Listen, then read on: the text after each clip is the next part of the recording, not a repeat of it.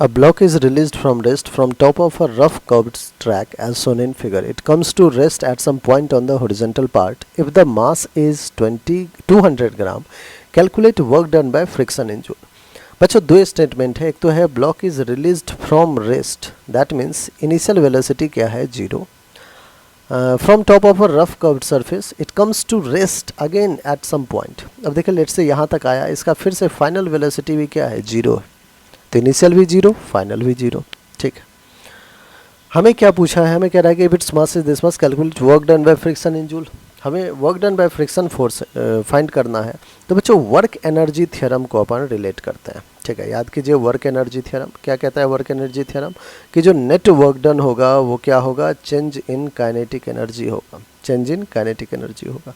Net work done में work done by friction force plus work done by mg which is equals to change in kinetic energy, that is k final minus k initial. बच्चों half mv square, final velocity 0 है, k final 0, initial velocity भी 0 है, k initial 0. तो आपको हो गए कि sir work done by friction plus का वर्क डन बाय mg. अब mg ने कहाँ से कहाँ तक वर्क किया, तो यहाँ से यहाँ तक जो है हाइट है 2 मीटर, तो इसका वर्क डन क्या हो जाएगा, mg फोर्स नीचे, डिस्प्लेसमेंट भी नीचे, तो mg इंटू हाइट कितना है 2 which is equals to 0. Work done by friction क्या हो जाएगा बच्चों, यहाँ से work done by friction is minus का 2mg. आइए वैल्यू पुट कर देते हैं, -2, मास कितना है 200 ग्राम है, केजी बनाने के लिए 1000 से डिवाइड कर देते हैं, इंटू जी की वैल्यू 10 ले लेते हैं अपन.